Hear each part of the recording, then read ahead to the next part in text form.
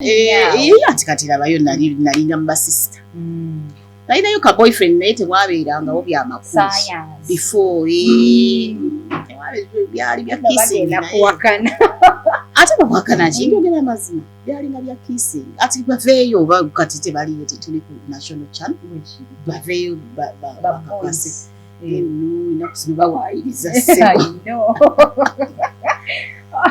omuntu asobola okujja n'agamba oyo twali ffenna mu baba balimba nze nabunya yange Uganda wana tebagira bangu nabunya yange wana Uganda nakwewumuza I will choose my battles wisely ezakatonda ozimanyi zibanyangu naye nga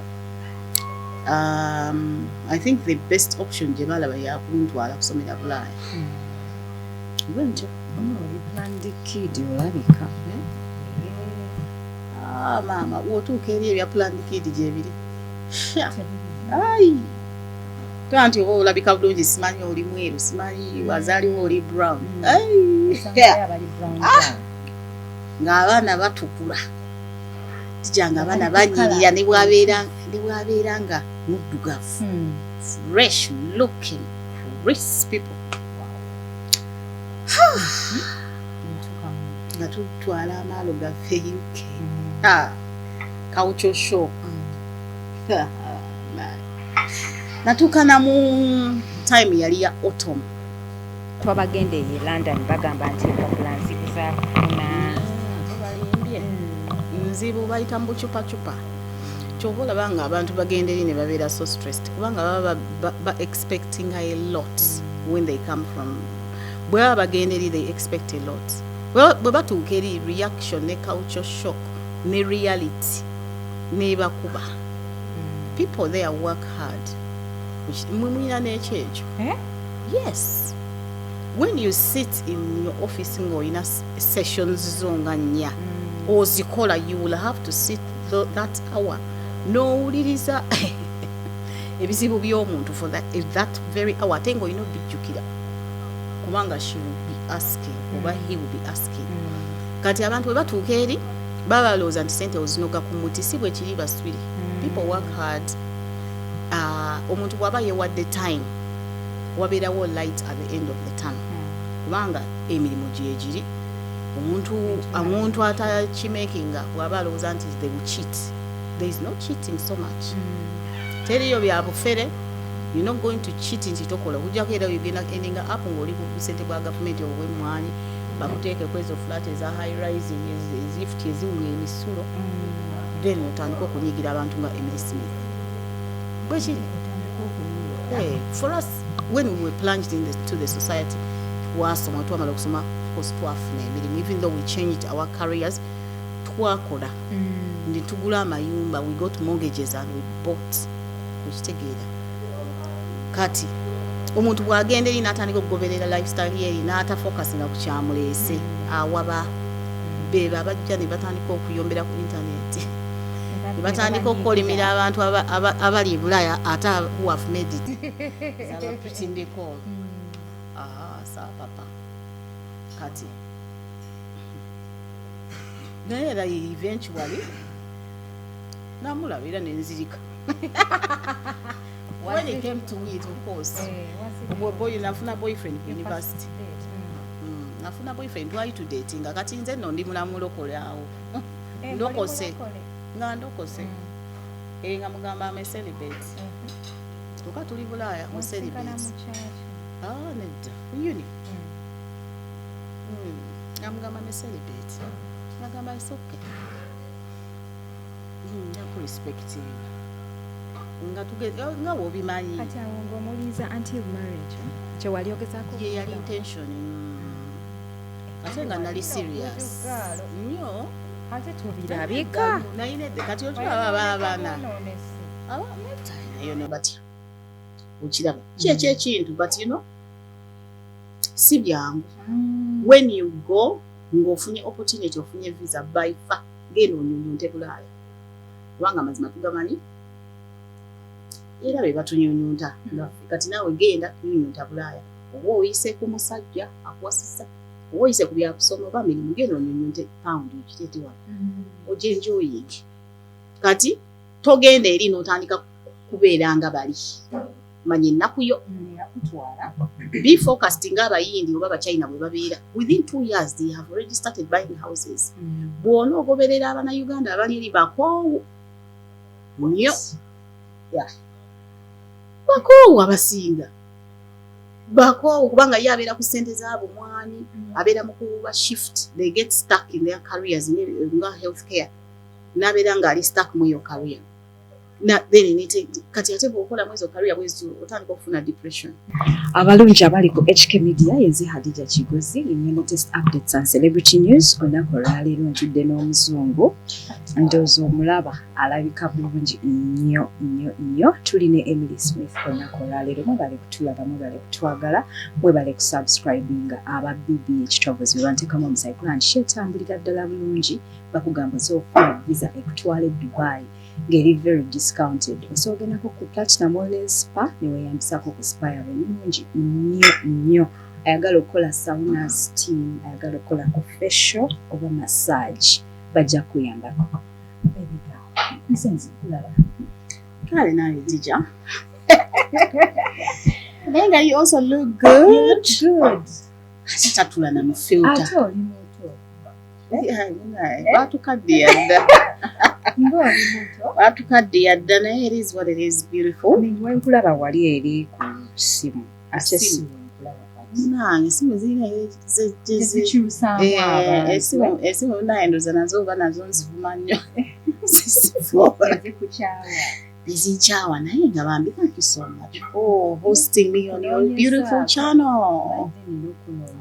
okimanyi omwana ono alayika bulungi nolyo reality ate mmanyi nze ndi timu mazima so nenga neyanziza nnyo Emily Smith UK humanitarian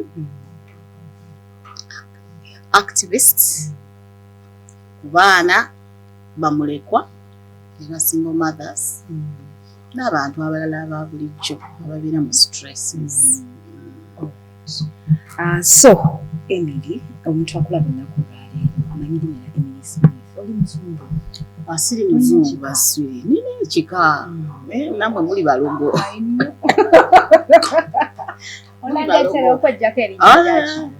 ndi wammamba awo nja kukomaawo butereevu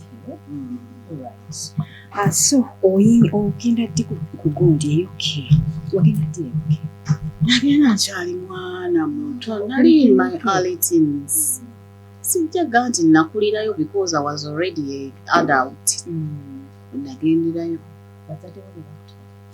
bantwala navuma omusista ne bagamba nalabika tumutwale asomereyo nali I was resisting bali bagala kutwala mu sister nedda sia abo batwala bamulaba nedda muganda wange nga omanyi nti nno mu primary school nasomera mu basista ebiseera ebyo abantu abayinamu nga kasente okubeera mu kisulo that was the thing kati maybe it's not the same kati then secondary school the same thing kati already I was nafuukadde okusomera mu kisulo kikufuulamu oweeripanda bwotyo oli mutujjutujju kati omusista yalina some sort of operation gye yali anteekako nga nsi essomero lyali ly'abannaane gaga amasomero ago amanene ago akakulibwa abasista ng'abakatuliki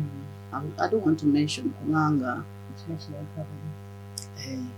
yabalekera akatiibwa kaabwe bannaye ekitegeere ate oyo abo bukofiira banjigga ate mama n'abamadini banjigge nakwewumuza I will choose my battles wisely ezakatonda ozimanyi ziba nnyangu naye nga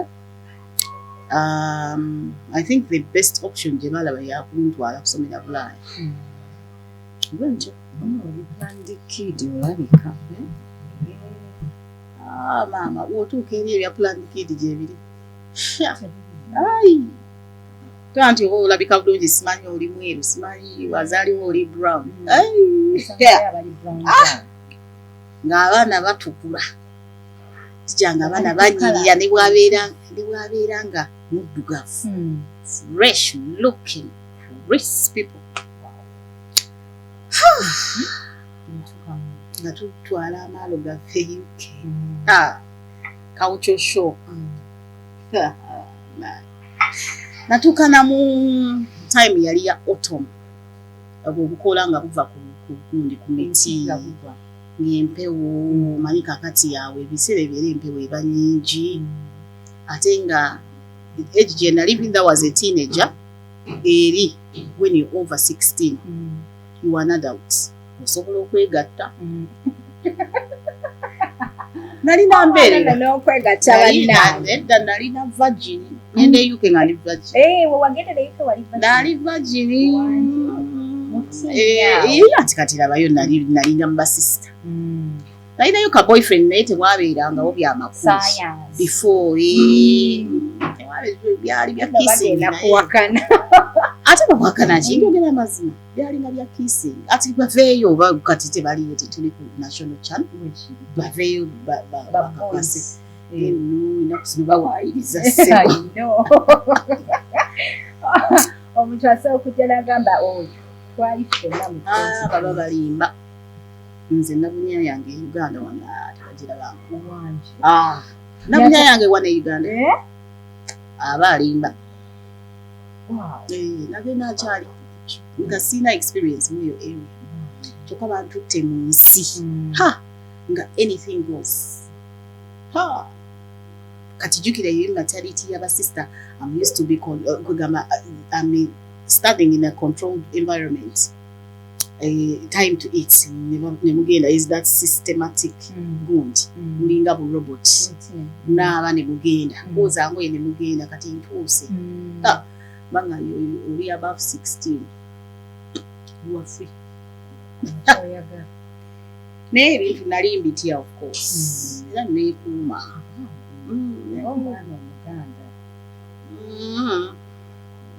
just wali mutitizi nali mutitizi nali ntya nnyo zisemudondolezi malimu abaana be Uganda wano nga bapretty Nicole tebatya bintu ebyo naye nze nali mbitya adija nsakukkiriza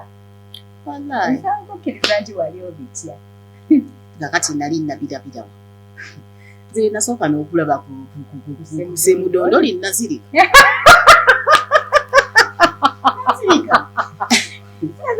nagamba kiki kino jjukira nali ndi used okulaba buno kati nga bwokuze ne baganda wobutini kati jjukira ate nabo bakula ne batandika okwekweka kati memory eri nazirika era neeyoolayoola nsooka n'endwalamu awo njagala ombuulire semudondoli wamusangawa walingiza waneiba kakati boyfriend nedda teyalina boyfriend nga woonogamba nti you're in a new world you are trying anything zemmere course abalenzi nga balungi ate nga bannaye boogera oluzungu luli olutuufu olw'omunsi yaabwe they drive the latest cars bannaye omwana nze ebiseera binagenderamu kubanga ebyo ebiseera baba bakola they can afford to get any car tutta amaalo gange ng'omulenzi ng'atukula ng'awotandise okukola nali nkyasoma tetunatuukayo kozi natuuka of course kati nga sirabaasi nkyufu nnyo okuzeeno omanye zeeno babagamba simanyi the fish has 3 parts simanyi bitya gyebabisomesa ebyo okujjako nga nga bintu byo bya biology nga ye root yo eri that is common knowledge ate ebintu bye batusomesaako byebiri eno ng'okusima golodi kyokka eri teri gold kugamba ebintu bakusomeseye ebintu ebigenda okuyamba ku bulamu bwo and how you're going to maintain your lifestyle and how you're going to be relevant to the community n'ensi kennyini batendeka abakulembeze abamu bagenda kubeera nga bafuga Afirika ne batugamba nga kati omanyi sidabazze ne batugamba nga they found Nalubaale which is Lake Victoria. Akawaani kangi double standards nyingi nnyo Bulaaya. Otuukayo ebintu bikyuseemu musoma bintu birala. Boyfriend wamusanga ku ssomero? Boyfriend namusanga ku uni. Nagamba nti neekuuma nali mbitya.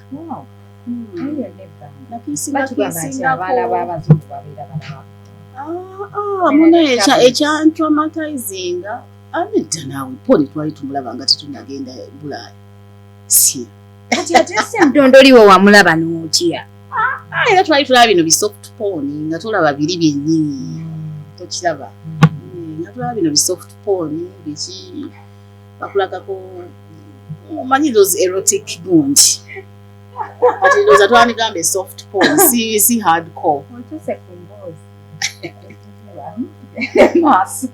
Nkugambe nali neekumakuuma naye era ekyantraumatizinga bwe nali naagenda nafuna omukyala mu Nigeria nafuuka mukwano gwange. Tuyafuuka mukwano gwange nasoma ffenna. Kati lumu naŋŋamba tugende tulabe boyfriend we. Tugende eyo mu East London eyo boyfriend we omukyala yali mu Nigeria. Tugenda okulaba boyfriend we nga atwala mu club nga tunyumira ebyo bimanyi nga tuzina nga tuwa ebyokunywa nga tutamiira nga tuddayo waka. He used to live in like a high raised building ebyo flat ebyo ebiwanvu yali living on the 16th floor. Katuyingira lift ino yali ewunya omusulo. Bulaaya si bwali nga bwebamukugamba kati eyo y'omulenzi yali alivinga mu zino ze bayita council houses ezo. Kati ezo ez'aba immigrants. Oluusi we bajja mu Uganda eba area ng'eriwa nga Kamotya nga Makerere Kikoni Katanga mu Katanga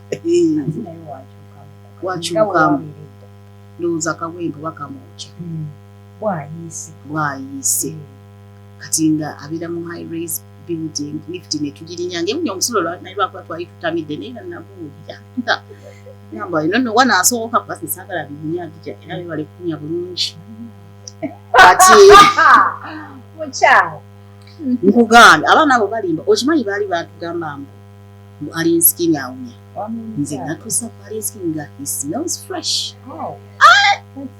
era nabadde negaliikirira nga sinaba kuyingira mu kabira. Naye nze mulabira kuleegyambalamu yo vest omuntu awunya tayinza kwambala vest. Nayingidde mu kabira nga ngamba bannange I'm hoping alinskin etawunya nagenzeeyo jjo. Ate ne batwaniriza bulungi they are so polite. Alina ku TikTok awo nga mulaba musajja ali bibye ne tuvibinga bintu byaffe mukitegeera. Yingira mu lifting ewunya. By the way, alinskin etawunya smells fresh. Mulekerawo tulimba.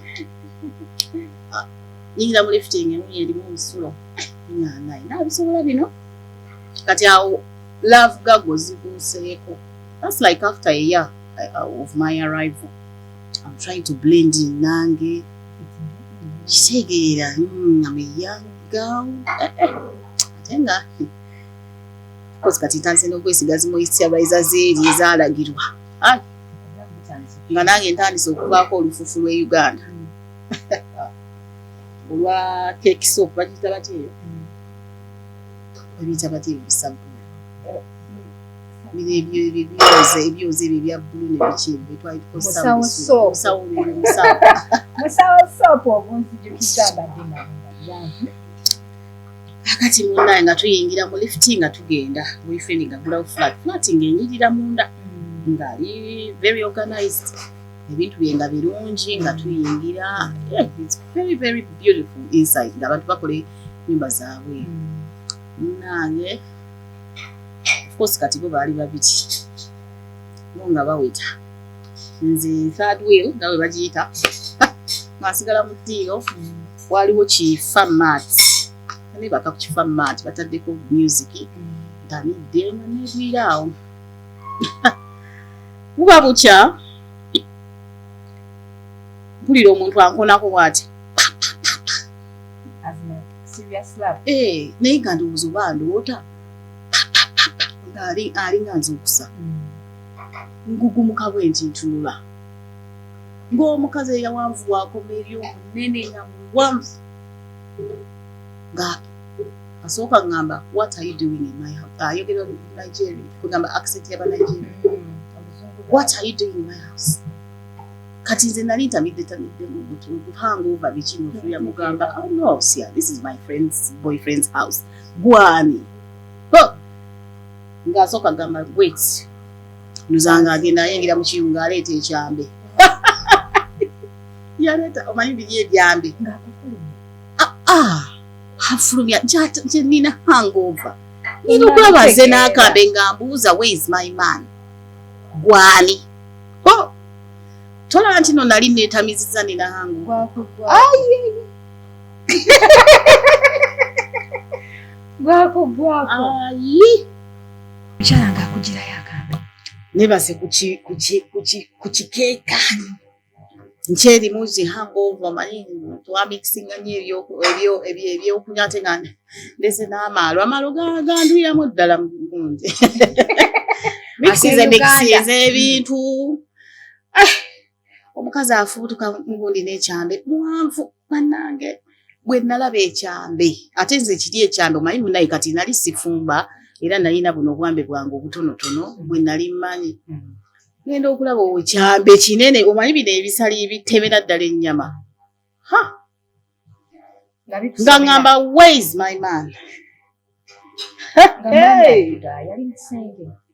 nkugira ng'omwenga ogunzibwako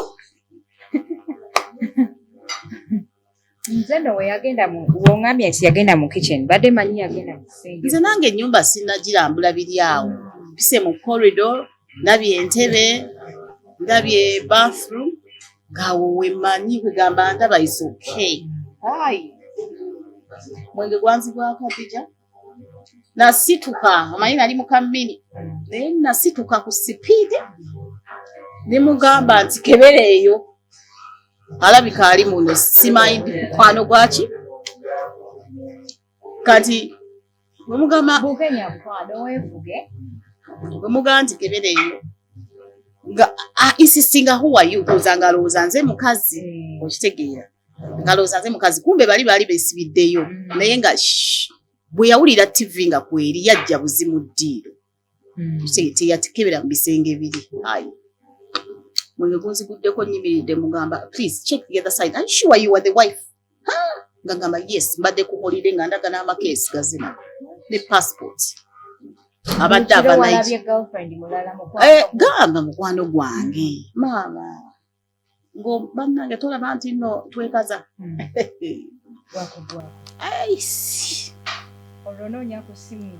simu nkutte kasaawa ebyesimu mbijjukira n'obukondo obukondo mbukutte mu ngalo njagala kudduka naye sagala kuleka mukwano gwange omukazi ono ndabanga omutemu kati nga muyita erinnya lye Angel nga muyita ngenda kosa Angel nga muyita Angel please come out somebody is here claiming to be the wife Angel nga byaliko ali mu mapenzi kati oyo yonna saga eriwo because the TV was loud tebamuwulira bali mu mapenzi kati bwe yawulira nga mpita Angel n'alumba ebisenge yayita ku kiyungu jukira they've come out of the bedroom went into the kitchen ali mu saati ya musajja omusajja ali half naked alina bijoggers nga mugamba do you know that his wife is here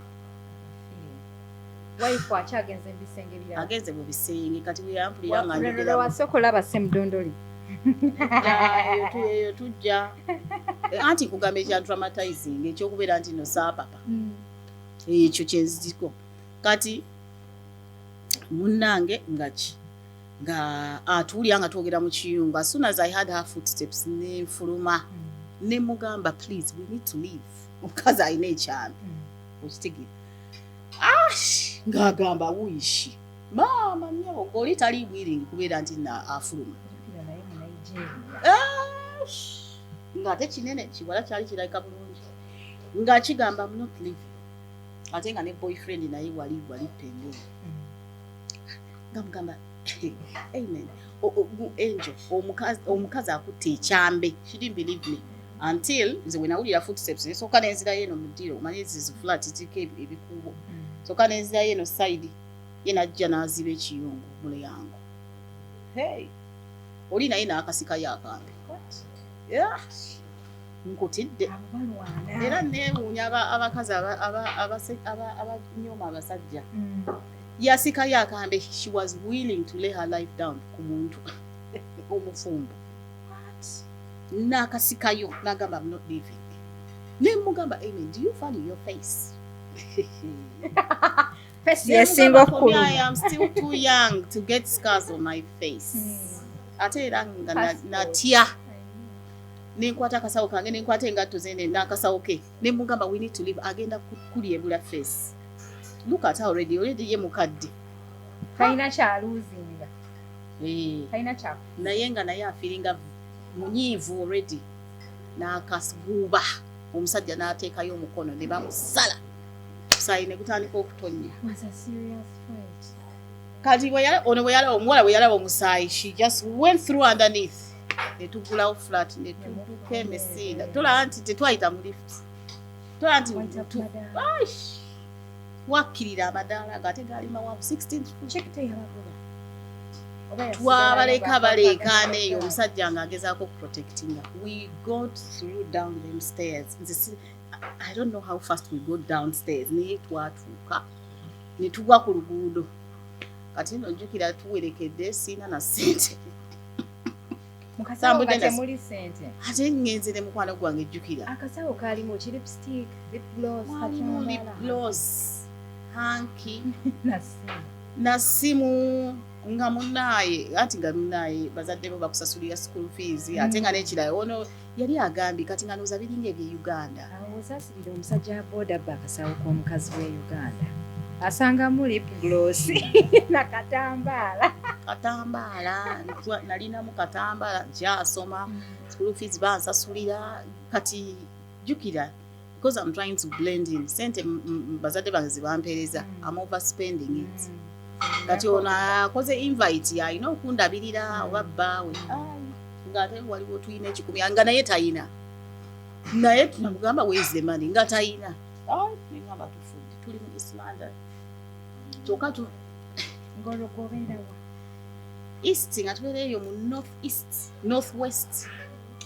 kyokka twagenze kyagalira mu east twali tugenze wala nga twetagamu train oba twali twetagamu train sina basi nga weezi naye nga bijja kuba biwanvu munnange era twali tutambula ku street ne tulaba omusajja ngaze I think because he quickly escaped from her ate yakozesa lift kyali kyangunduzo tusanga ku makubo twagenda ngaze omukazi nga yenyiizanyiiza sigenda yingira mmotoka ne mugamba tulina ssente nnyabo tuyingire mmotoka ng'ali mu kwekoza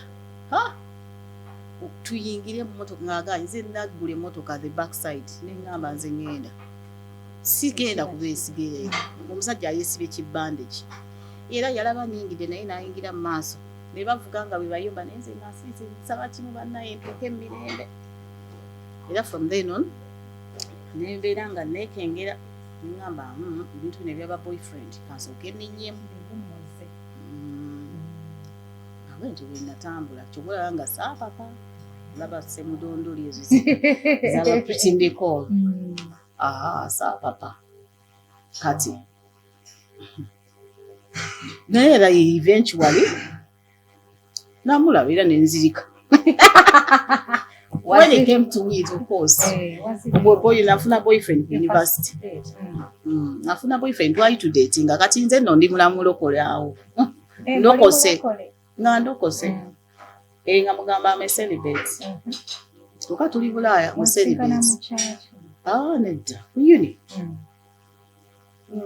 namugamba ne celibate nagamba isoke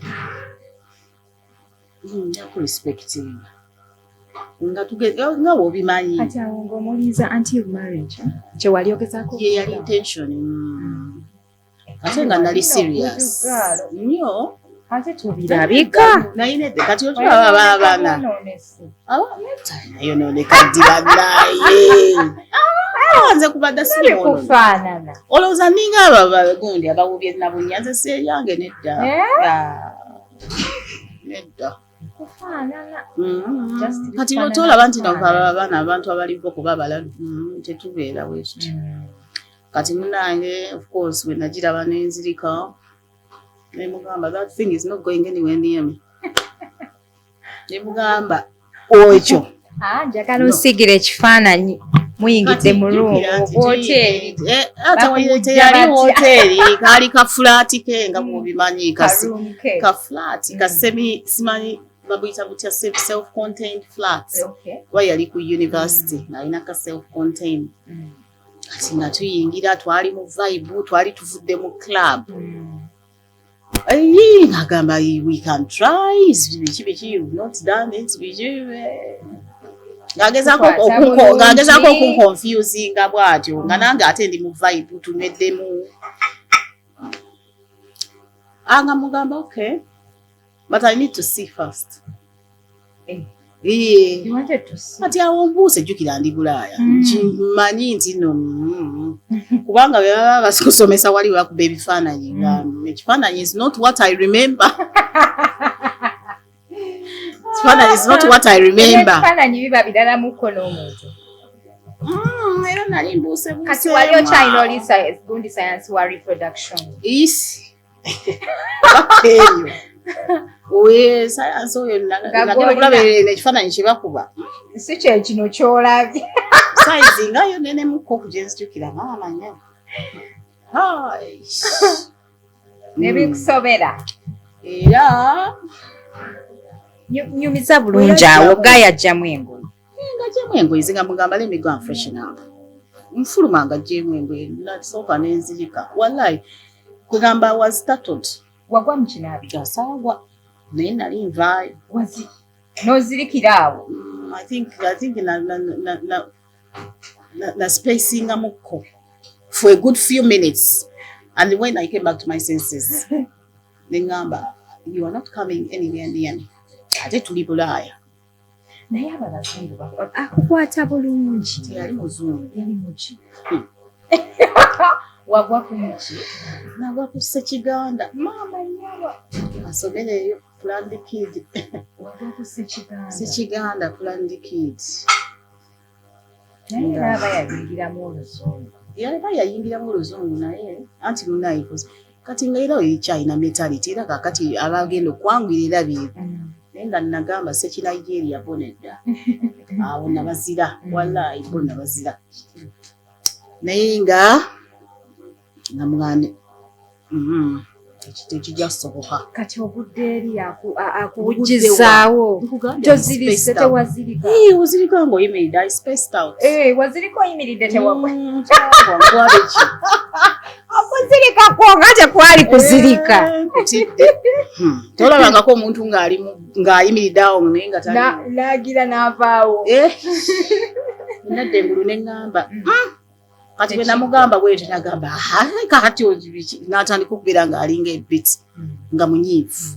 Kati ne mmanya nti amatiizimasi nina okubeera omugezi ennyo if I want to escape this scene.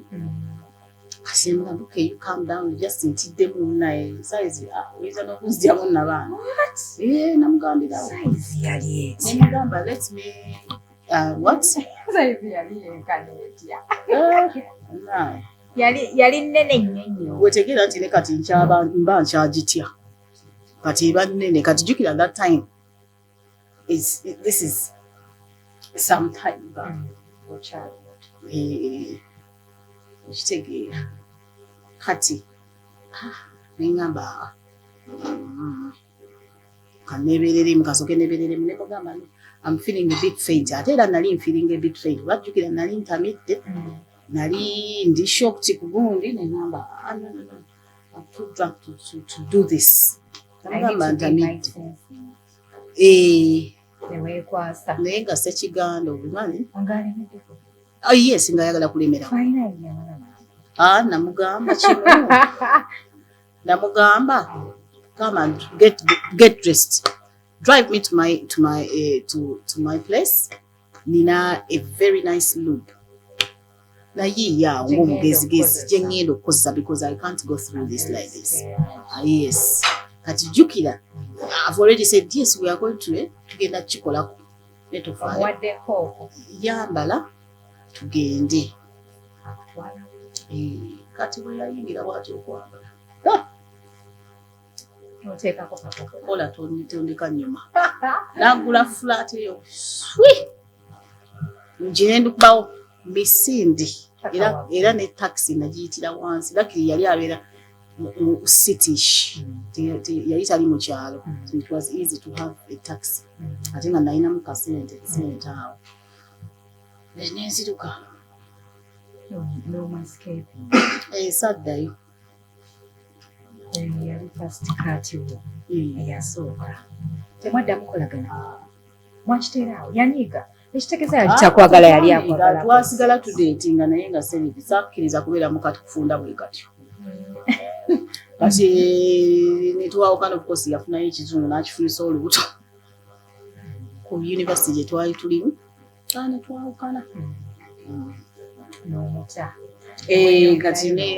Kati ate jjukira nti nali awo neesaliramu ku musango nti maybe it's because I was celibate. Kati awo ne kabikuka. Neŋŋamba n'embuzi erina okugenda. Yes. Wewa date. Nagamba embuzi erina okugenda. Embuzi eyo yali planned. Virginity yo yali planned. Nkugaye nga ndi kusenseza nga mmanyi nti ngenda kugijjako endeetera obuzibu, endeetera okutya, okubeera nga ndi social. Buli wobeera n'omulenzi obeera olowooza ayinza okugira kugamba nga experience nga nayo ate jjukira eri baagala nnyo abawala nga bamanyimu ku experience. Neŋŋamba n'embuzi egenda kugenda. Yes. Lodge planning. Yeah. Bali ba Christmas bwali. Omuntu ne mulaba bulungi ne mwaseesinga ne tugenda ne tuwekebeza ng'ali kkiriya. Yes. Yali mushe. Ono yali mutabike. Yali musaayi mutabike. Kyotala.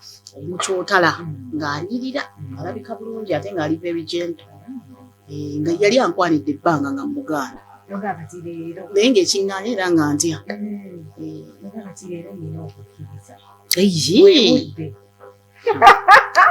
Nga tugenda bulungi nnyo twagenda proper hotel biki omanyi ye yalinamu kasente. Asasula saamugamba. Namugambira muli gundi mu hotel. Which I've never done. I've seen but I've never done. Nagamba, don't worry, it's fine. If you don't want, omanyi naawe abazungu. If you don't want, we don't have to do. Namugamba, no, I want. Weesabira ebintu. Ne mugamba nti I want. Enegenda. Yali very gentle. Nyeddemu kashi. Wakunywaanywamu. Nga tumira ddala. Kati embuzi yegenda mu bitiiva. Nga nawulira nga ndi free. Tola nti eno omwana we bamuggyako embuzi oba bw'afiiringa nga bamuggyeko embuzi awo afiiringa guilty. Eri nafiiringa relief. Kubanga nalinga ali mu busibe. Nga naye ndowooza oba nali nkuze. Kubanga kati awe nali nyingidde n'emyaka 2. Nali nyingidde emyaka 2 nga mpulira nayo. Budugaalo ennaku zino okutuusa emyaka 2. Era nze si regret nga kubanga nze yange nagisalawo. Ate jjukira balina n'ekinene ng'omu mbuno tosobola kuwasa muntu akugyeko mbuzi. Kati nze yange byali simple. Ani agamba tosobola kuwasa muntu akugyeko? Abadde babyogera. Wali oli mu bazungu. Era bisigala bikola. Nedda. Mindset ye Uganda eno ogimanyi. Ekusigalamu ekugoberera. What? Oza lwaki tunyumirwa nnyo vibe yeenu. Ate mpulira bagamba nti gayi bwakuggyako embuzi oba omwagala nyo tusaba mu kyalo. Ate ompulira gasiyo. Ate kati era ng'omwagadde. Kuba ate gwe nayagala ate gwe yajja. Nyini kintu, nyini byapa. Ate bwe bakuggyako embuzi tomanyirirawo. Gayi akumanyiiza. Yes. Bambi ya falling in love. nnyo era kyankola by'omumenya omutima. He bought me my first car. Yali anjagala okitegeera naye nze nalina intention yange nogenda bay just akusalira embuzi yagisala bulungi nnyo gently bulungi nnyo ndaba omuntu gwo akusalidde embuzi obeera omwaga oba buli kiseera n'okumuvinga on kibeera just mwe mubeera n'amaddu oba amaalo maddu kubanga mufuli mufuna infatuation n'abantu oba katugambe crush ati kati weweebaka naye then you fall in love obitegeera naawe naye nze ate nze naliko in love naye seebaka naye kati ow'embuzi mulala n'owa love mulala. Yes. Kati nyini byapa of course bwe yajja yisya naye era nasooka mutya teyali mwangu atya isi nga naye yakula naye nno buli muntu alina omukwano omulabye Emily we mwogeddeko zena n'enfuli yamaaye watuyisamu eggaali wano ku Facebook oyinza okugamba si eggwe essaawa enakiddewa olabye ekigozi wenzijjamu abakyala wetulaba nti yatukulungulamu abaana bana era kyogamba Emily mu bulamu bwo bwonna walaba abantu babiri obulamu bwo bwonna nedda sya kati ati embuzi bwe yagenda netutandika okukola test plans naye ngaera tezaali nnyingi kubanga nali ngeri gye nali nva e Uganda ng'ate ndabye kugamba waliwo kino ekintu ekyali ekya health kati nga ndabye ku HIV ndabye infections ate neeri at the time waliwo ekirwadde ekyali kizunga bakiyita chlamydia at the time nga bagamba kisobola okuvunza n'abaana neŋŋamba nedda neŋŋamba asijja kugira kati ono gwe nakebera ono ye yalinga abimala jjukira ya falling in love era ne tukulungula emyaka gyaffe oba gyali ebiri gyali ebiri naye nga in between then era naye nawe obitegeera olina okulabako ku bintu ebirala bwotyo naye nga is nothing serious. olwo nga bazadde bo bali kukiwa baleka Uganda basasula fees osoma ng'olyeyo ogwa mukwano obulamu butambula wa mukwano Mr. Smith ate si ye Mr. Smith. Mr. Smith is my guardian. Yeah, a friend to my mom kugamba the one who yankuza batugambe nti omukuza kati Mugye Empapula is my father. Because he adopted me. Tulowooza nti ye bbaawo naye muzungu naye kugamba si muzungu ddala naye nga half muzungu half Caribbean. Era naye erinnya lye last name nayo lya kizungu naye nga kati ate olaba nkubulidde gwe amazima tewali muntu abadde akinzigyamu ekyo okitegeera tewali muntu akinzigyamu nze nno bulijjo ndowooza nti Smith bbaawo Smith taata wange the one who adopted me kyobola nze munaye nze siringa bannayuganda abalala nti omanyi adoption nga gundi gye yakola different adoptions happen kati eyo nfere naawe kimana kutumiddeko Brian White kwagala nnyo jajja mwami naye yiye nfere ate kati kulimbe yange yali ntuufu naye nga munaye netambula bwetyo. That is my small little thing. Kati ndabe yabampayiriza kimala yakwe weetunda neŋŋamba bantu mwe mulimba yalaba nti mulanda ne weetunda batuwaayiriza nti twetunda ne batuyita bannamukadde ne batuwaayiriza buli kalamu anti wano mu Uganda buli mukazi twakikwata nti alina ssente aba alina waaziki nkiwulira naye era tebeekweka nnyo wabeerawo abo aba ex street gundi ba hustlers kati nga ex-con waffe mama Jona era kwegamba groups bwezityo waliwo ezo nze sirimu eyo category bannaya ate ne Bulaaya siriyo nti no nti sirina Empapula era you can see I can come here go back freely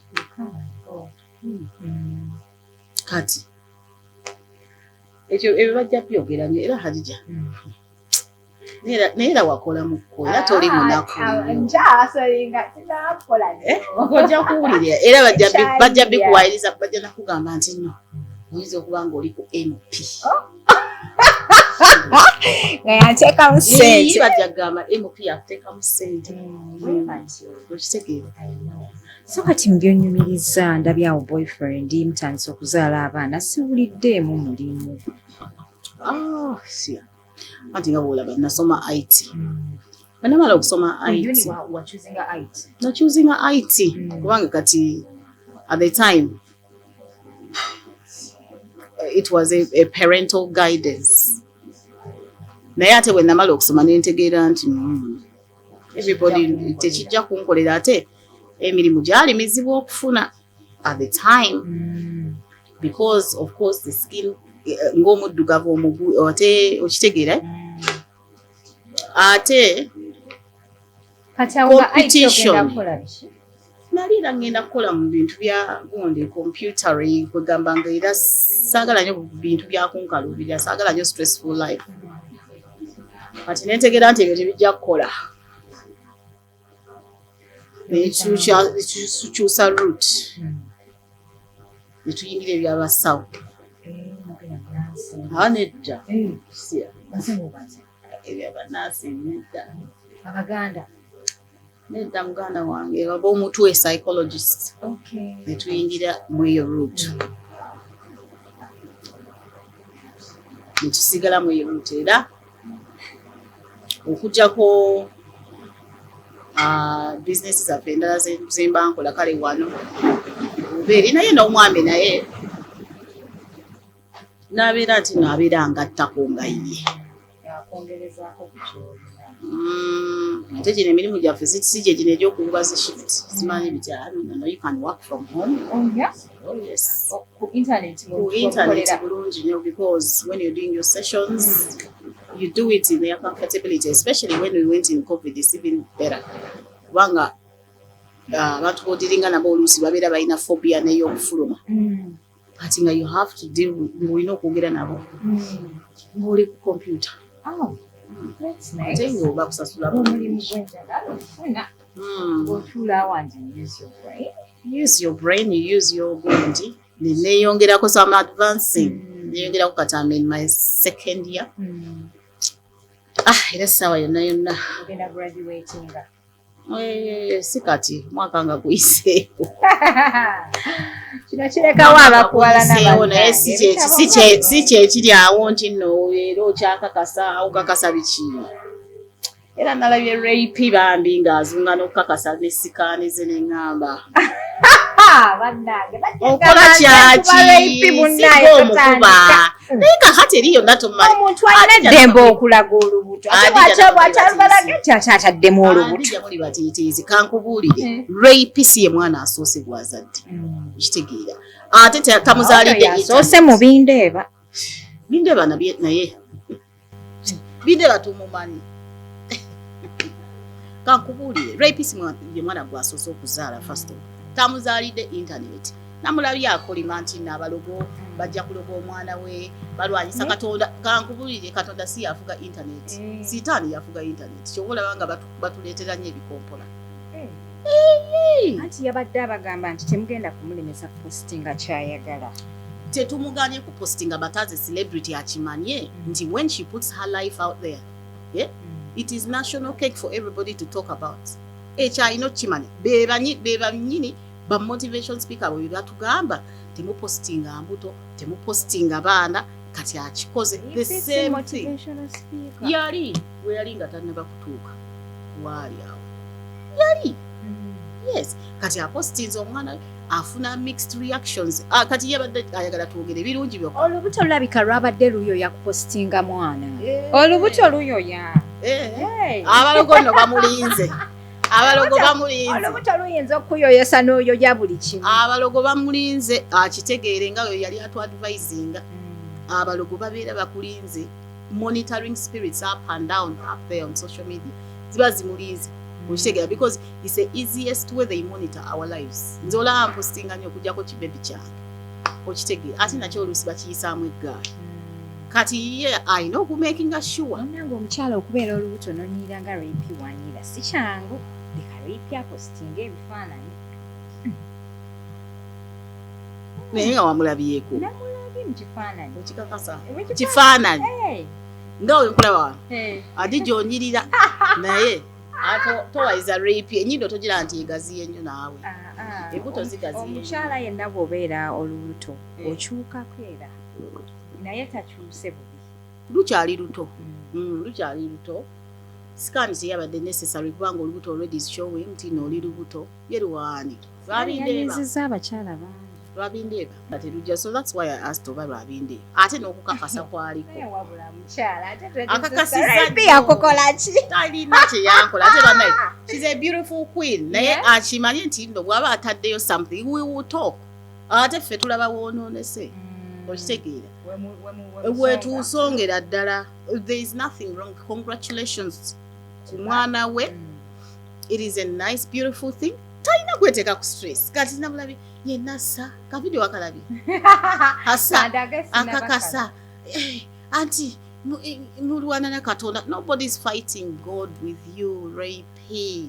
This is your life or you have to take it easy or you're sure you want to be muzino stressful media and anyway nawe era wali wakulukutamu yali mwana akyali muto omusinga obukulu anedda sigamba bya bukulu she's young yes naye yali yakulukuta mu kafe mu kaali kagira abadde alina kulipira bebi era kati kiki Ray-P nga alina platform yakola dda kati ye wonna waaviirayo akikubanga ali very strategic yes naye akisussizaamu bw'abakwata abantu akisussizaamu era amanyi where to press amulipidde omwana naye nze ndaba ng'omulembe gukyuse kati ebintu bikyuseemu abantu bwe bazaalira edda kati Ray-P ate kati ali ku mulembe mupya naye maama we nga sibwe yayogera bw'ati naawe naawe waliwo yawe tuveewo kale tuveewo kale tuveewo kati tuveewo kale munaye omanyi munaye naye anyiiga maama ayinza okunyiigira naga omwana oyo yakyaza Emily Smith ne bambuma ate baamirabayo nedda omanyi munaye era ebyo byanoonya kati ajja kwekabyakabya obuziga biki naye tetulina nnyo sympathy ku media kuno kankuwulire ate alina ekyejo bambi Ray-P kwagaliza buwanguzi tukwagaliza kitwala just a show naffe tujja baasamira si mububi nekyokulala ensowera ekwagala ye kugwa ku Bulala omwagala nnyo by the way simuyinaako buzibu akuba maama anti kati omwana obugundi omwami bindeeba ate nno munnaye yagomba obugere bwa donzera naawe kyati buli muntu alina history naye tekigaana bulamu bupya kutambula ate wolabira omukyala ali olubuto nga musanyufu otegererawo nti nebba wamwagala naye nedda Ray-P yakakasa nnyo Ray-P ayinza n'okuba ali mu kisenge akaaba byakukakasa kugamba anti labayo fake life yennyini kati gwatali mu kisenge kyotegeera otya nti akaaba waliwo ekintu ekikake naawe n'okiraba nti it is too forced Ray-P alina kutendensi ey'okubeera nga afosinga ebintu bwotyo bw'omulaba ate kati yasoose lwakuba kati era ono abasajja ndeeza era kalinamukko ne maama ate abuti kuswala alabika omuntu okuteekako ring eya over 8 million and above 8 million kyangu naye achievement it's a big thing abavubuka bawano empeta bazigula gundi bazigula mu kikuubo eri yava gundi yava bulaya kati era 8 million is not a big deal butono buntu butono nnyo that maybe $2,000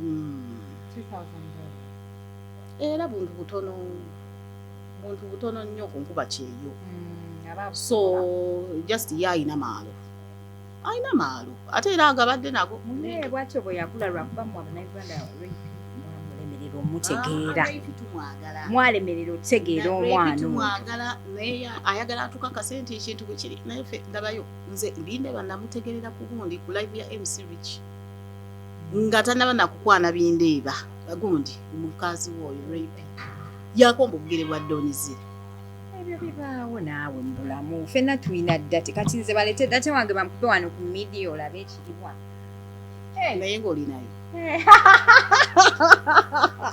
kyandi malayika nange nirako bye nali nkoze ontobaako n'ebintu by'okoze kituufu kati ebyo naye bye yakola bindeeba anti kati labayo anti labayo mu past tunuulira 2024 nedda engeri rape gyatukubyekubye nnyo abantu ate engeri rape naye gyagezaako kakasa tulowooza agenda kuleeta American Height mu bintu by'omukyalo ono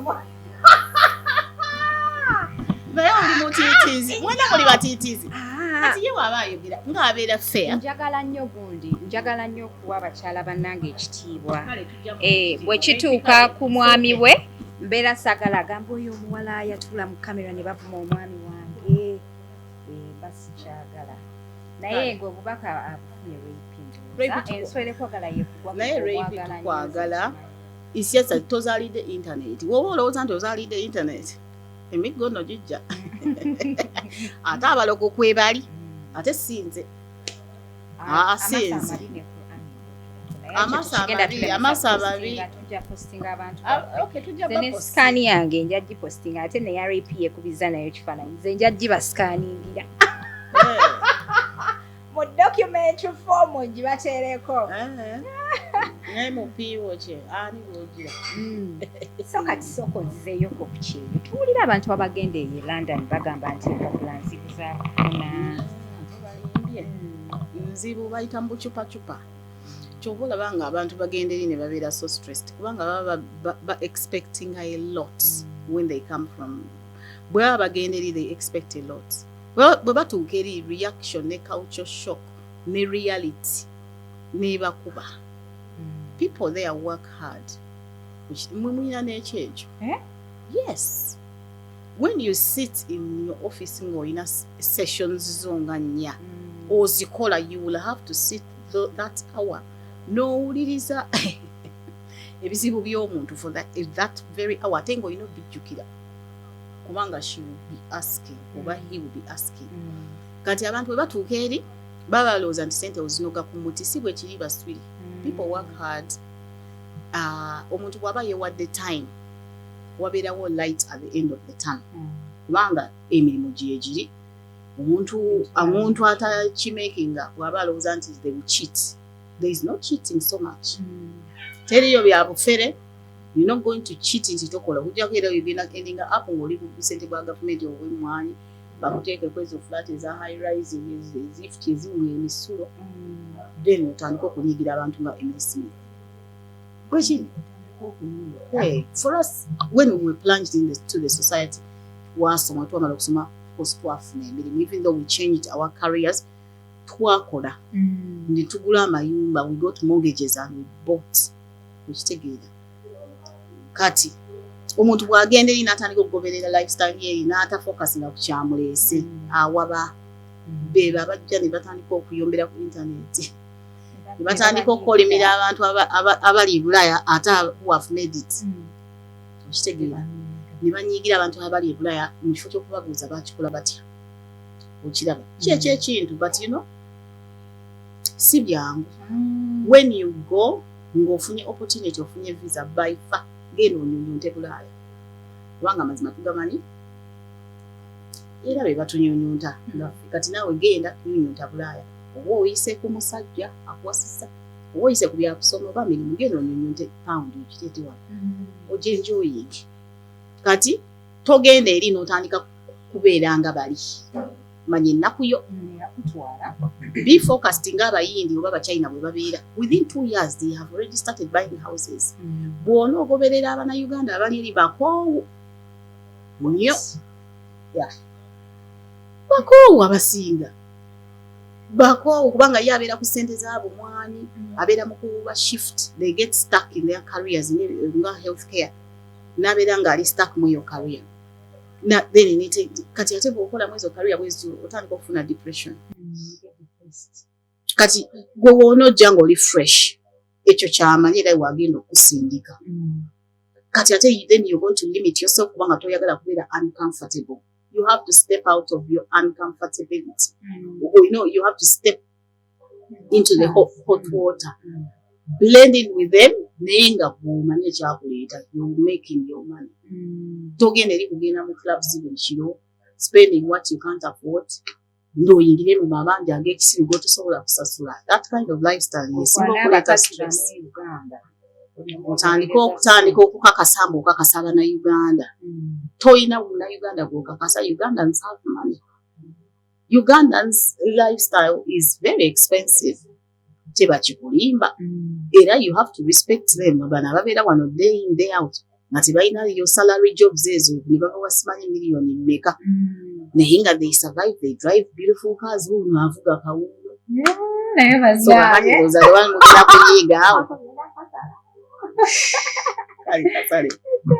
Naye abaana bakola, abaana bazimba tija buzeno tulaba abaana bazimba abantu bakozi ate nga tino bazimba ekasiisira no nyumba zonna zakolamu. So mweberere ate abali e Bulaya, people should not discourage you okubeera nti no temujja Uganda. Mujje Uganda. It's beautiful. Matooke gawooma, muwogo awooma, obuyemba obuto, vakedo okuyomba obuto. Siri lubuto to owa rape nenga rape. Congratulations Philip. Bwe tubaira nga tuyogedde ekitakusanyusa totusonyiwa era tujja byogera. Tujja kubyogera in a sense nti no, you are a celeb. Kati wobeera celebrity noteekayo yo scan pregnancy ate twogere ki? Lwakubanga ffe tetulina balogo yeggoni tuliwo okwogera. So kati eno Kampala munayiga watusanze abaana abawala kati baga twalabye anisha yagamba nti afandinganga grenade. Abantu abamu bakisanga so uneasy okukwata sente n'ozuula omusajja. Okyogerako ki? Basiru. Olina okukwata omusajja. Kati wobeera Sheila as young as she was, yali asobola oteeka mu grenade sente. Grenade yali lukebe. Okitegera, he was a handsome boy. Sheila amwagadde, amutaddemu sente, she got what she wants, n'afuna vibe ye. Oba oli naye n'amulippirako n'amwambukirako. Bana is a give and take situation. Mulekera okulowooza nti abasajja bagenda bakolerera. Nti no, you're looking for a man out there okukuula. Tebikyaliyo. Women, you have to make your own what? Money. This is how it is. Kasita oneetuulako ng'olowooza nti n'abasajja ojja kukuula abasajja. Mboba abasajja bakuwe sente. Era mujja kusigala nnyo okutugabane. Yes. Aja asobola okulabirira mukyala mukulu. Ate era bwakujooga.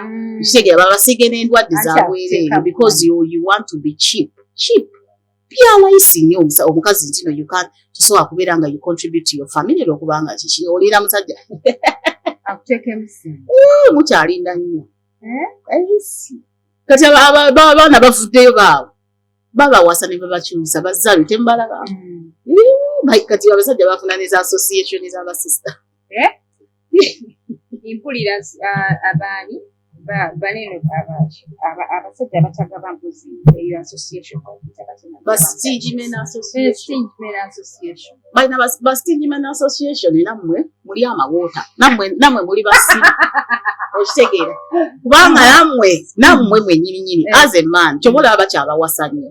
As a man you have a responsibility okubeera nga contributing to your family. Whereas sente zituuka ne zikendereza omusajja when they shoot up. We batuuka maybe about 45. Naturally zikendera because abasinga baba tebakyazaala ate that time omukazi aba ateekamu nnyo ku mwana. So ye risk eba egenda ku mukazi. So that mutuuka mu relationship omukazi asobola bulungi nnyo okusinga ku musajja sente. Kiba kikulimba because blessing eri you're invoking and kwati gwo musajja you become lazy. You don't want to be active in your child's life. Abaana babirako emikisa. So teweewuunya why your wife or your woman is becoming richer than you. Kubanga eri riziki ndi omukisa. Kuba kugenda wuwe. Every single time you make your child happy. Omwana we nabeera ng'ageze ku ssomero. Omwana najja ewo. Gende wa maama akuwe fees. Genda biki omukisa nagwo nga gugoberera. So you get to a point in time you don't need the blessing anymore. Kubanga gwe sente eri ogenda zitwala mu bakazi. Okisa kugenda wa mukazi. That is why abakazi batandise okubasinga ssente. Batandise n'okubawasa. Ntandika kukolima. Kwegamba relationship erina okuba give and take. Women make money. Support your family. Whether in good or bad situations. Omusajja naawe ayatofuuka kireriya because Katonda supporting abasajja ate nga mukwogerera. Kyatoya ataddemu omusajja. Ani gwe tugize. Tetulina gwe tuyogerako bwe tuti. Abasari abakyusa up and down. No, we don't complain. Yes, we don't complain. Yeah. Never to complaining. No.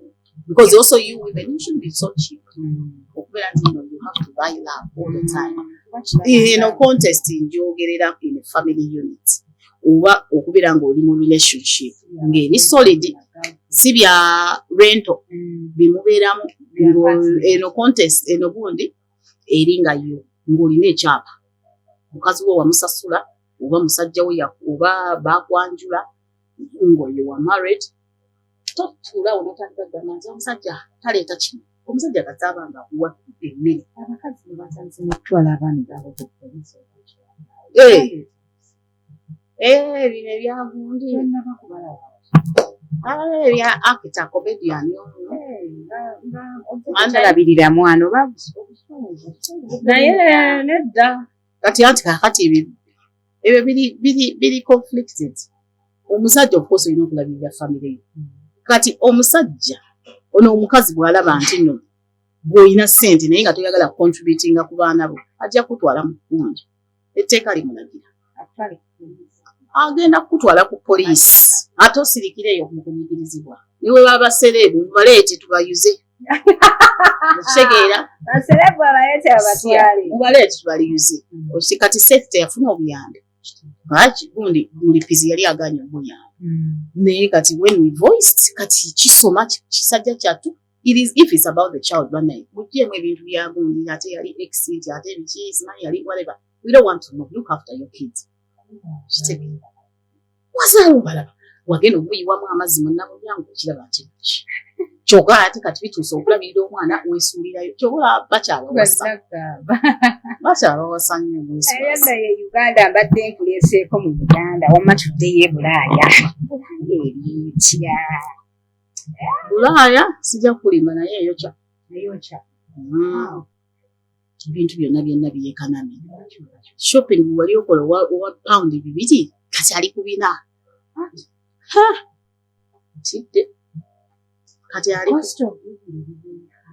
eri too high. Cost of living is too high. Ate nga salary teyeeyongerako. Era nsaasira nnyo abantu abali Kamwani. Akamwani ze ssente gavumenti zeekuwanga oba onoonya omulimu oba nga tokola. Naye kaakati ebyo byonna mulina okunoonya emirimu kubanga nga muwulidde kati ng'e-UK. Omusajja wa Ukraine yagambye agenda kuleeta olutalo. Kati mwe abali Kamwani mwe bagenda okusindika eri ku front line. Mulowooza bagenda sindikayo bakola. Mwe abali Kamwani mwe abaganya okufuna emirimu balowooza nti musurvivinga nnyo bajja bagamba system erina kyakukola. Era musevinga eggwanga. Ate kati gundi prime minister yagenda okubeera ku front line.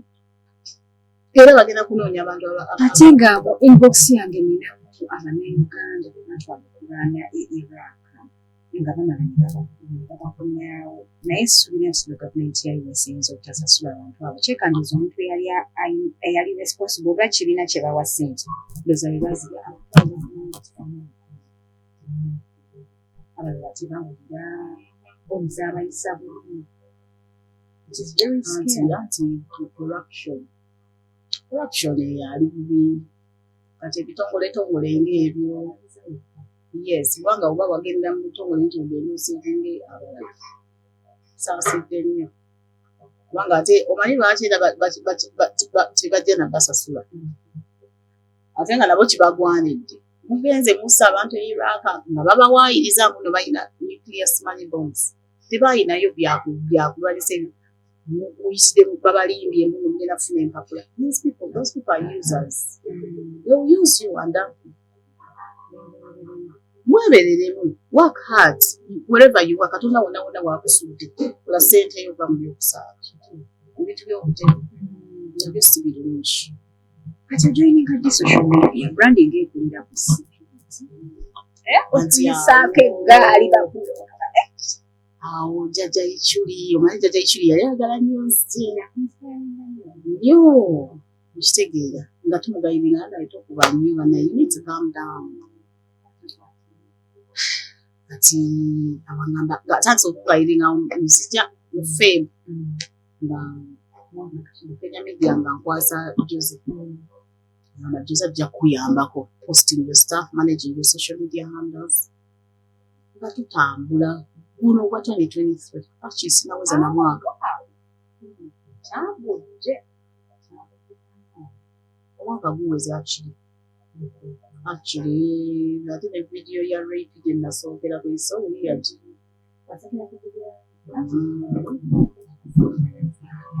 abantu bamulaba aliko sijja kugamba nti sinyeera abadde akulikuseemu when it comes to her social media badde ekwese bwekwese era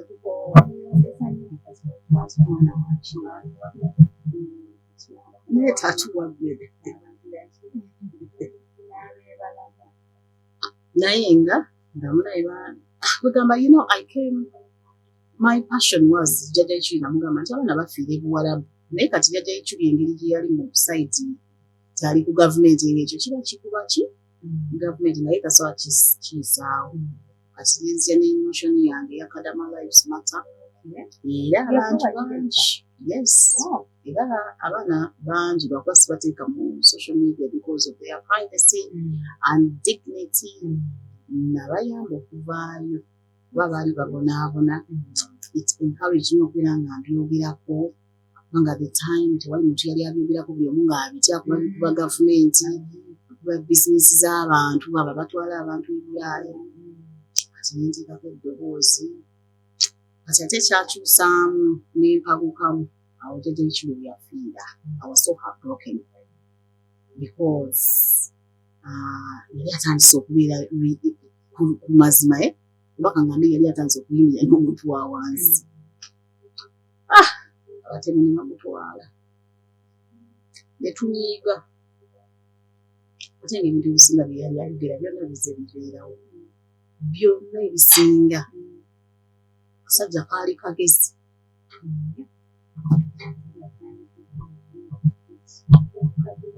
kula n'amagezi He was only 47.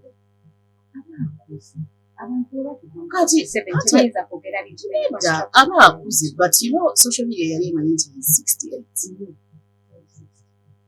Teyali 68. So ogambe nti akuze nali manyi ogenda ku 68. So muzeeyi naye twali tumuyita muzeeyi kubanga because of the 1 year fourth level Sweden yamuwuba nnyo omuzira gwa muwuba nnyo ate bambi n'atakifunamu nnyo so abantu abamu bwe babeera stressed they get early envy and they will get old very quickly like as early as 20s esieri oke naawe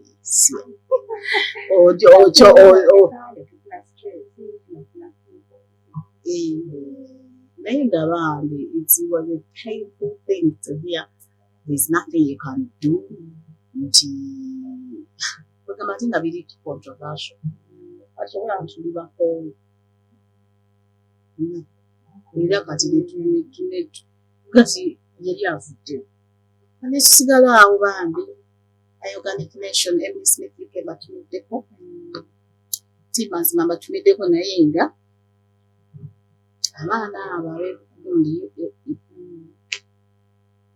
it was too painful kuba mujjukira incident ya Halima naye twagirimu egamba there's so many injustices ezigenda mu maaso ate abantu baali tebabuukanga nti omusajja obwo okubalako nabo bubi nnyo buteefu buzibu bubi butemu butulugunya they don't think these people are human beings okiraba lubeeranga baddu that is them from day one kati batandika okwalabisa of course era abaana bakyafa but you know at least is awareness out there era bw'oteeka mu kadama lives not ojja kulaba awareness so whatever it is waba bali bakikolamu open kati ndoza ne bakkakkanamu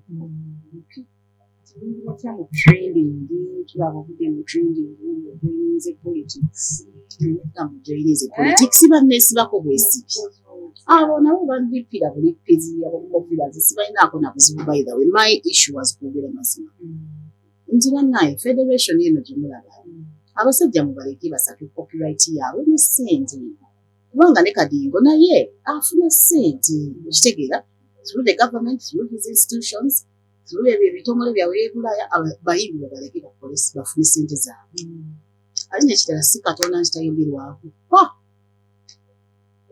awo obuzibu olwatandikira mazima lisibaliiko ne bambuukira ne balemezaamu bati ate nagenda okulaba they're doing the same thing to alien skin kakyebanabayinenyenyali alien skin nezi sibalinaako obukyali just njogera mazima nga bwe gali ate nga ku ground nga bwe tuli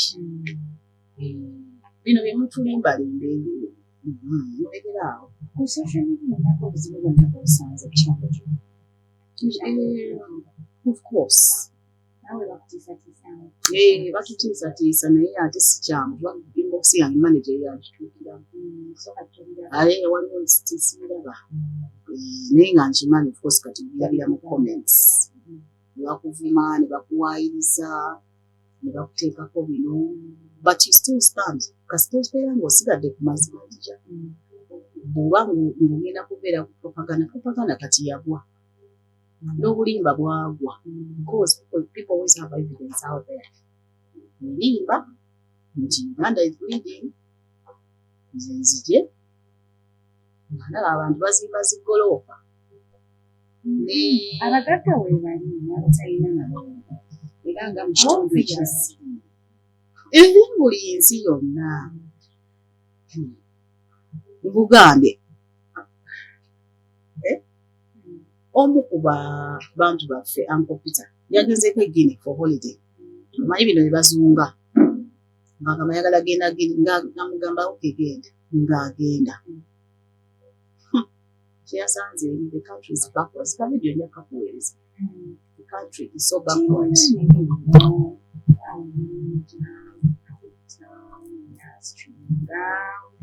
kitungo kitadde ku level ndala batunga nga sibwe bakyo sibwe nanti kakati nze ndi mulala nze sibira mu lwa bulijjo ate ndi mukyala mu maama ndi mukozi so I need somebody to help me run kuba neebuuza engeri gy'okikwasaganyamu nsoma n'okusoma nezeebula ate mbeera nina of course editor manager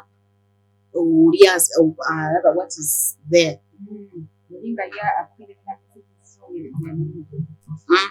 messaging aziraba because nshegera ogiramu etuuseewa mu myaka ngeri maaso Emily Smith as a brand Emily Smith UK as a brand ngiraba in 5 years nga tuyamba abaana abatalina ddoboozi abaana bwe bebakwata like I have a 12-year-old ayina baby it is too painful yes ate bazadde be ne bamugoba kati omanyi omuntu amanyi rights z'omwana and pained kubanga I have my first born is now 13 I get very cases that are complex era obulumi tubulaba not everybody is perfect in Uganda naye munsi endala bwekiri wali watuukiridde eri nayo tulinayo ebinnya together because I'm hoping until my voice will reach far ate nga nnyamba abantu abangi nga sibalabisizza. That is the main important. Kubanga munayi ne Uganda tetuyambira mu kamera, nange nnyambira mu kamera, tokimanyi? Ekiziga kyange essaawa eno okukikuwa wano kiva mu nfo. Nedda ffe tetulabisa okuggyako ng'omuntu ali out there kati nga bwe tukola obuzannyo bwaffe ku social media handles zange, when people like, comment, share ebintu bwe bityo tusobola okutuuka ne ngamba tugenda kufunayo aba school fees nga 8, iPhone iyo twagigabye, you know, like different games okutuzaamu amaanyi ng'abantu ekitegeera, so that omuntu channel bw'aba tagifunyeeko kale emotionally ayinza okuzannya akazannyo n'awangula owa iPhone ye mukyala abeereyo masinzi. Yes, she's never had one. It's amazing. Wow. Okitegeera kati obuzannyo bwe butya awo mpozi awo kati nga bamulekwa. Okitegeera waliwo nno n'aba opposition abamu betuyamba tasobola ku school fees ng'ezo akoya tuba tetwagala balabisa kubanga they already in pains. They've been promised a lot. Ate basadde baabwe already bafiira mu different situations naddala mu byobufuzi. Ate batuyagala bali abatwala bali bakime. So you keep their dignity and their privacy to secure them. Beautiful woman ate nga oli amazing. Ate nga n'obwongo weebuli. Ebintu tebigira tebibe abaana tubamanyi abantu engaso kuba bagamba oli musibe bati mukafiti tubagala tubasi kera kitukoledde ekisinga asiri museveni nayeranga ngaseeko ku lusiya ndoza ne taxpayer. I'm a business woman. I pay my taxes here. A whole lot more than a lot of people. Wow. Wow, amazing. Ate nga musajja w'oluyita wamusinkana wa? Abikuwulire gye namujja Dubai. Mwasikana naye Dubai. Olimba ono yali azze kukuwonya obulwadde obwali bukuluma nga bugenda kukutta. Yego wamuwa ssente, yego bwe yaŋŋamba. Yali aviirayo bambi musajja wa. Omusajja yabonaabonera Dubai mu Kenya. Naye bambi we bale mutuyambira ageze omuto okujjako kati olaba bivuddeyo kati nga naye ali happy to talk about it. Naye byaffe wetuyamba bantu naye yakuappreciatinga mu interview. Kale ndowooza kankusibe tunyumizaamu wenajjako ebikeeyo. Really, you come? Really? That is nice. Why not? Kujja. Yes, Kujja. Yatambula. Of course. Tambulako mu Uganda, Amsterdam, buli wamu. Alambula, lwaki nedda? Nambula. It's a big community in diaspora. Bweyala tula butuzaawo. Ama we najjako eyo nja kunoonya inshallah. So kabiriza kusigira wali HK manisho ya nnyo. Bazayi wa HK katika rate yako mani bagenda kukasa. Bakata buzina kasebyono. Mwagala ebyonoonese naye nga mbagala nnyo banayi ku HK Media. We bali kubeerako, we bali thanks for supporting our girl. Atayina nnyo. Thank you.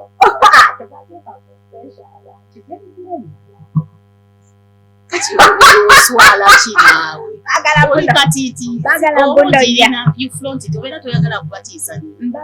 Mbabba amagezi. Olina okwemoola abantu ne batalaba nti olinayo. Ayina okubba abantu amagezi. Nawe omukyala thank you so much. Alinacho. Ate nze we mbadde nga nkulaba ku social media. Ate kati sendi real. Njogera amazima sinze nsubi yasukuyanga. Jose yabikola akola ekisinakuwaddiya. Naye bannangulo bamugobe. Nedda abakola lwaki bafuna ebyokwogera. He's a very good publicist, by the way. Era abanoonya publicist. You want to build your brand. Jose the blogger. To go tabela mu ntalo first of all. Ate ne mwakubadde ndi free mind nga wobiraba. Olaba ayomba nga njogedde ku bakadingo naye era andeka kubanga I'm a free person. Kitegeera nawe bannomba okiraba. Naye abayi abatayagala ngenda. Ate togenda. Abatayagala mbalumbe. Nawe togenda. Onyigibwa mu ttooke. Naye nga within a year we are still here. Still moving. Kenya media naye ngwali ebeera mu background. Kitegeera. Media yamulemerera kati bulooka. Atunda motoka kyali kisingako okufiira e Dubai. Kati eri yali kuzibu. Kati yakomawo yeefuga. Kitegeera. Bambi Hajisula. Kati atunda abeerawo n'atunda emotoka ze za Sula Motors. It is better. Hajisula bambi Hajisula kusula Motors webali kufaayo nnyo.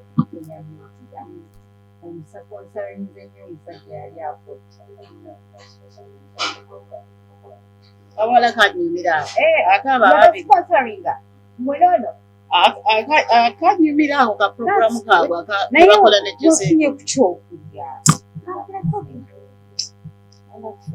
Kale tumira kubali kulungi ku London bakulabe. Batumiddeko bankuba kyeyo.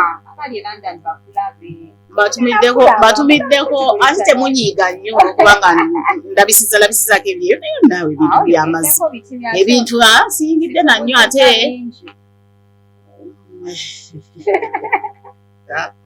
Nedda. Naye nga batumiddeko basubi mbaagala nnyo. Banaye katumiddeko ku Phoebe Essa, My Organic Nation, Emily Smith UK, Lynn Love Kalungi, Hajat Sina. Baagala nnyo mwena batumiddeko. Kale bane ne Team Fangon Forest namwe mwena mbaagala. Ne Fangon baagala namwe kutumiddeko sibiri. Kunoonya nno. Okay, naffe tumutumidde. Bane munzikirize. Sinyiga kufiirawo. No, siri stressed over it. Naye omuntu bw'onyiiga oreactinga. Nange ndi mutunga abantu abalala. Ekyo Abannayuganda kye batamanyi. Omuntu bw'onyiiga muko oreactinga naye sibeera n'obwo obukyayi obw'okufa n'okuwona. So bannange munzikirize mbasiibule olunaku olwaliro nze HK Media mbadde ini genda omufollowing ku social handles ez'enjawulo. Oli ku Snapchat? Ate nina ne affiliated accounts.